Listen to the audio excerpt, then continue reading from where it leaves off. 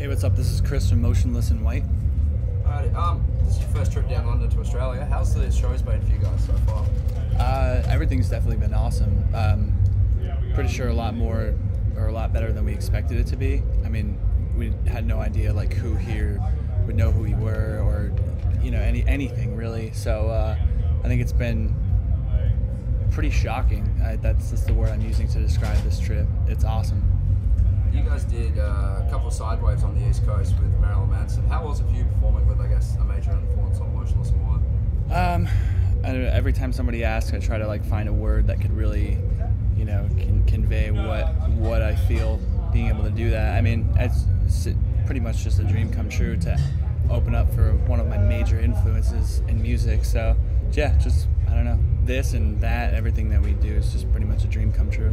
It's winter back home for you guys in the States. How are you guys dealing with the Australian summer? I'm actually loving it. Today's been the hottest day so far, but it's much better than freezing our ass off. So I would prefer this over that any day. What's been the highlight for you guys while you've been down here? I think just being in Sydney, just being in that area, playing that show was fucking unreal. The kids went insane, and just kind of getting to experience a major city in a different part of the world and being able to explore it instead of just being there was really awesome for me. What does 2012 have in store for Motionless In White after you've left Australia? World domination. We're gonna do Warped Tour. We finish in the studio soon, so then we do Warped Tour, and then we're gonna release our record at probably early fall. I'm not sure, but definitely at some point towards the middle or end of the year, and hopefully shit will just keep going. When can Australia expect to see you guys back over here? I'm hoping probably around the same time next year, whether it's Soundwave or not. It fits in our schedule to come over here around then, so that's what I'm hoping. Looking on the internet, I saw that the video for the Immaculate Misconception was shot by Dee Snider's son. How did that come about? We kind of just had a pre-existing relationship with Dee, and through him, we kind of became more acquainted with his family and whatnot.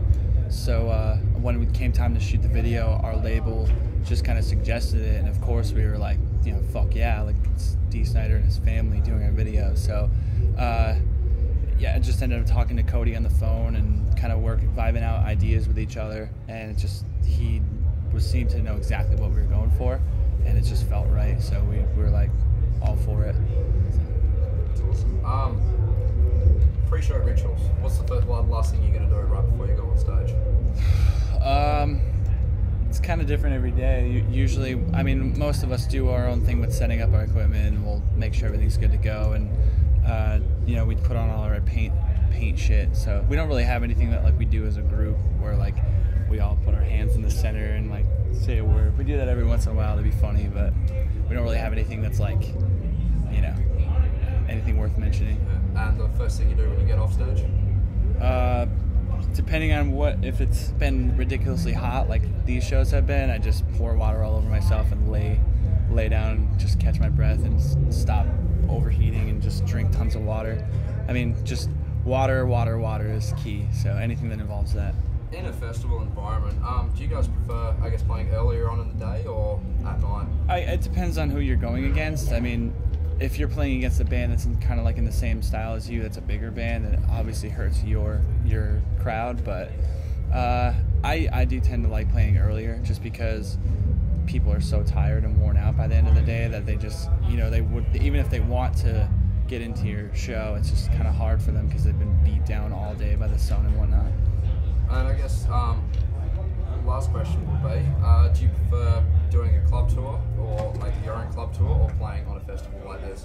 I think for us, we're kind of a more visual band, and lights and kind of a closed space is a lot better for us just as far as our show goes. I mean, being outside is cool. I love it. I love playing out and getting to do these things, but I think just for our show overall and who we are as a band, or what we are as a band, works better inside of a club.